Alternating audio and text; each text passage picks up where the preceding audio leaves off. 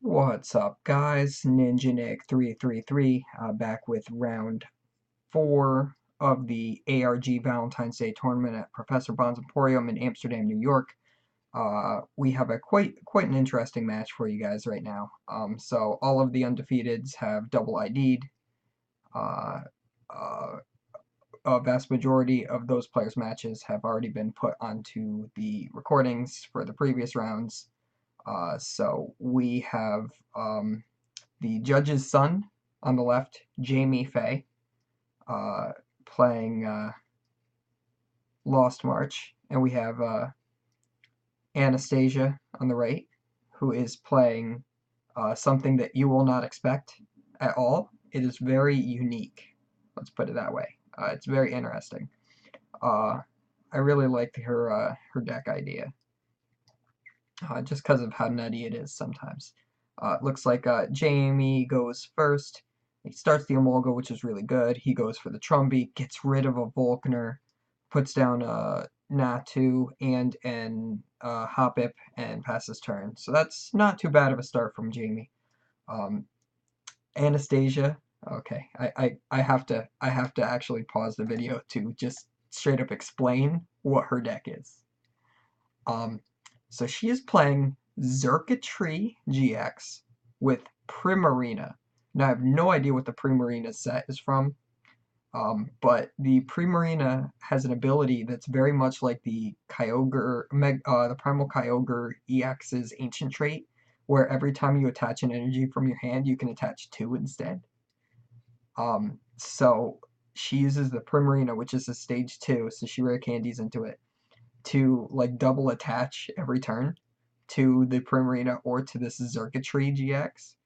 She plays both lightning and water energy.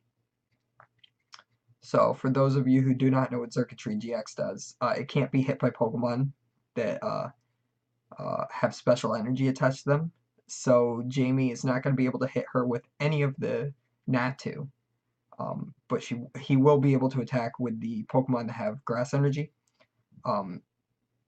She also plays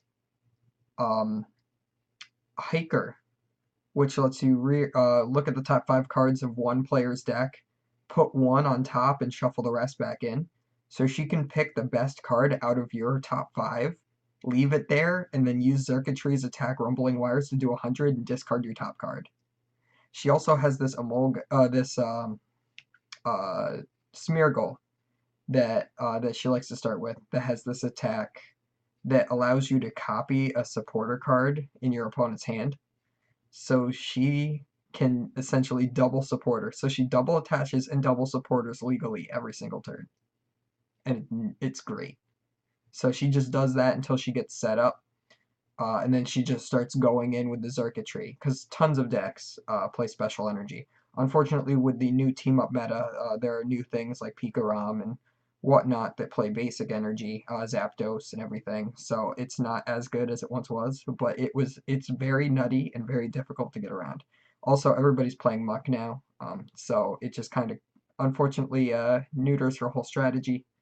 Um, but I like how unique the idea is.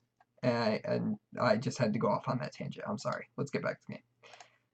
So she is going to, looks like Nest Ball for the Xurkitree, and then she ladies for 4 energy cards. The lady is actually pretty good in this because once you get the Primarina down, you can double attach, so that gives you 2 turns worth of energy attachments. So that's really cool. The only downside to the Primarina is that you have to attach to the same Pokemon. So it still takes 2 turns to load up a Xurkitree, but you can't like put 2 energy on it and then the next turn do 1 energy on it, 1 energy on the Primarina. It just doesn't let you do that, unfortunately. I think something new that could be really good in this deck is something like Snorlax GX, because you could load that thing up in 2 turns. It would easily fit in. So if Anastasia, if you're watching this, EV Snorlax tag team. Think about it. So now she's using the Pokénav. Rearranges the top 3 cards of her deck, takes a Pokemon or energy from it, and there gets the Popplio, puts that down. She uses the Smeargle, its attack to copy a supporter in your opponent's hand. She chooses not to use the Elm. So you may use a supporter that's in there, or you may not. I think her Poplios have like 70 HP, so she doesn't really get any benefit out of playing the Elm, outside of like looking at what her deck contents are. She also did see the top couple extra cards of her deck with the Pokenav, so I think she doesn't want to reshuffle her deck by playing the Elm. So she just decided not to do it. Jamie here, he goes in, grabs the Skiploom with a Pokemon Communication. Skiploom goes into the Lost Zone to get a Jumpluff, so that's really good for him. He's going to be able to start attacking soon. That Emolga does have free retreat, so he can go right into it here. And it looks like he goes for the Elms as well. Unfortunately, after this, his hand is dead. Didn't really have any draw supporters in there. So it is fine to Elms now. He can get a bunch of Hoppip into play. He can also potentially grab Skiplooms, which he does do. So it looks like he's going to grab Hoppip, Skiploom, and probably something else.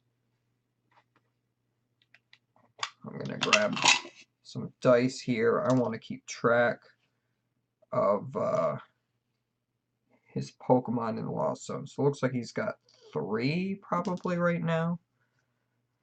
So it looks like he retreats. Yeah, so he's got 3 in there. So he's going to Lost March for 60 damage, which is not enough to knock out the Smeargle. I think it has like 70 or 80. Looks like Anastasia has the rare candy for Primarina already in her hand. Busted. That's all I can say. Just busted. So she is going to attach for turn the lightning energy. Using the Primarina ability, attaches a second lightning energy. And, because of Jamie's slow start, she's really going to capitalize on this. She's going to use the attack to just see the last card in her hand, Jamie's hand, and she's like, darn, it's just the Skiploom that I saw before on the Elm. So, Jamie is in top deck mode now. He's going to attempt a Floral Path to the Sky, or possibly use the Emolga. I don't know if he used the Emolga last turn, if he just Pokemon Communicationed for nothing. Or using a Pokemon that was already in his hand. So, let's see. Yeah, so he goes in, he has 5 in there. He's counting for me, that's cool. Thank you, Jamie. I don't need this dice now. And he goes ahead and he knocks out that Smeargle. That's really all Jamie had, unfortunately. He has to read the Xurkitree. I actually have played Jamie before, while I was playing Rayquaza, and used the Xurkitree against him. So he should know what it does at this point, but he probably hasn't seen the Hyper Rare before. You know, Hyper Rares are very hard to see. You can't really tell what it is. It looks like Jamie had a Molga on the top deck. That's not too bad to discard. Looks like he might have taken Cynthia off his prize as well, which is really good. I think on the last turn I would have used the Emolga to search out another Emolga just to have it in my hand, just to maximize the ability of drawing into a supporter. Looks like he gets Netball, I think, off his top deck. He promoted the Emolga. He's going to use the Netball to search out the Grass energy and then play Cynthia. So I think he attached to that Jumpluff.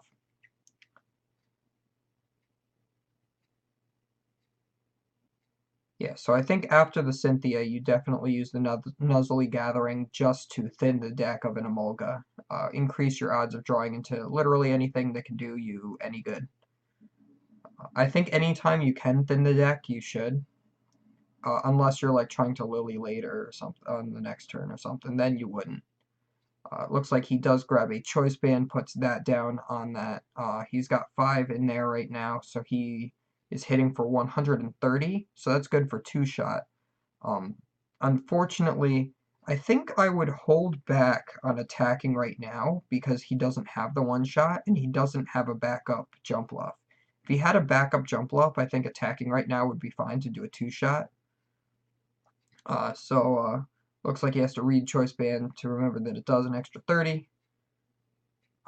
So he is, yeah, so he is going to do 130, right? Yeah, 130. Okay, that's what they got on there. It is unfortunate. He is not going to be able to attack with any of those Nat 2s unless he puts 2 grass energy on one. So that's going to be a little rough for Jamie. So definitely would have just, I think retreated into a Nat 2 and just let it die. Anastasia does double attach to the Xurkitree using the Primarina's ability. It lets her attach Lightning and Rainbow. So she's got a second Xurkitree all loaded up now. Jamie draws for turn, and he gets the Judge. So he's going to have both players shuffle in and draw 4 cards. He's going to hope to disrupt Anastasia's board right now. Unfortunately, by disrupting her hand, it doesn't do too much at this point. She's already like, she's 1 energy away from like a full setup. So there's really nothing much Jamie can do with the Judge. I think that is his only draw supporter. So looks like he ripped a sleeve here, Jamie. So he is going to re-sleeve that real quick. His father James may be the judge, but that does not mean he goes easy on his son. He forces his son to re-sleeve a card. He's like, that card? No, you can't have that. Not good enough. So he taps Anastasia's deck. She's going to draw some new cards. He's going to draw some new cards. Looks like he's got Viridian Forest to try to get grass energy. He's got a Netball and a Pokemon Communication. So what I would do here is I would Netball, grab a Hoppip, and then Emolga's Nuzzly Gathering to get an Emolga. And then...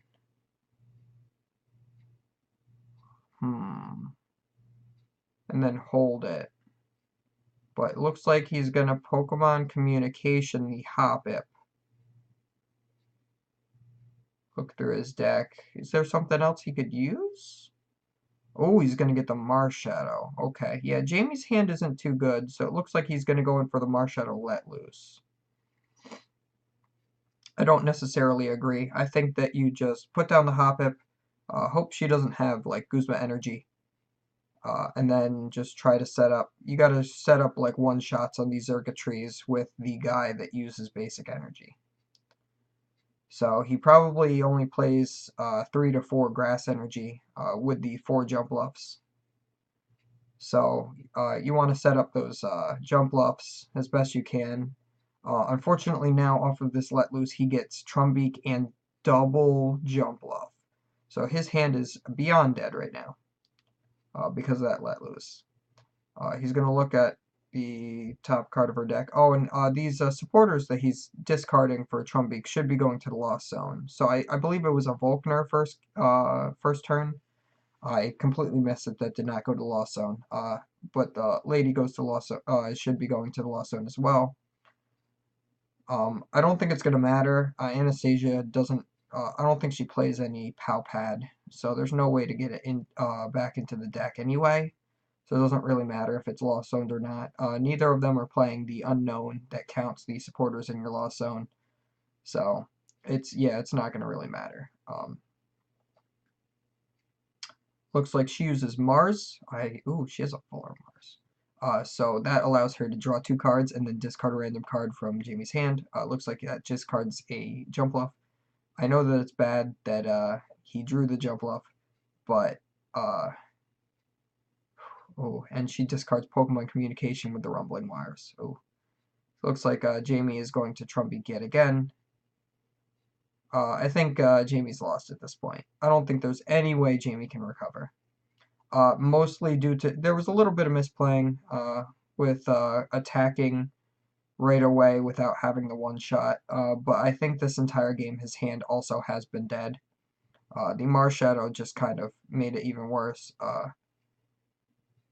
And the Rumbling Wires just discarding more cards. Just draws Guzma. Jamie just really just does not have anything. Anastasia's hand is kind of loaded. Nothing there that really helps her.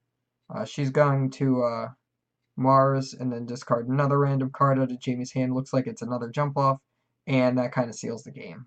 She already knocked out one jump off. She just discarded two more. Jamie can't set up anything else. Anastasia's at one prize, and the game is over. Good effort on Jamie's part. Anastasia's deck is too strong against that particular against against the way Jamie's drawing.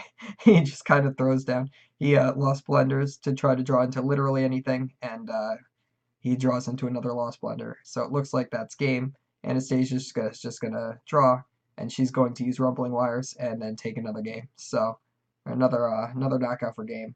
And of course, next card after that was Cynthia. So unfortunate draws on Jamie's part. But yeah. So he didn't really have any out to the Xurkitree. Xurkitree is just a really good card against Lost March, especially if they're playing the Super Boost. I don't know if Jamie's still playing the Super Boost or not, if he has that in his list. But it really forces him to rely on the jump offs to attack. He got those Natus out early. It's really all he drew into early. But you can't, even if he got the DCE to attack with him, he wouldn't be able to attack. So, I think it was just kind of like hope to top deck and just draw supporter while feeding Anastasia like the Natus. And then after you get enough in the Lost Zone with like Lost Blenders to take a one shot, you go ahead and take that one shot and hope that you have a second jump off in back for when the second Xurkitree comes up. Because once he gets through those two Xurkitrees and two attacks, then he wins. Because the Primarina isn't going to do much. Actually, I think the Primarina hits 80. So he might have to worry about the Primarina one-shotting a jump off as well. But I'm not entirely sure. So that is the game, guys. Next round will be top 8, which will feature me again. So it is our longest match by far, because now, instead of best of 1, we are going to best of 3. And it's a very interesting match with a very interesting deck I'm against, and it's going to be a rough time. So I'll see you guys then.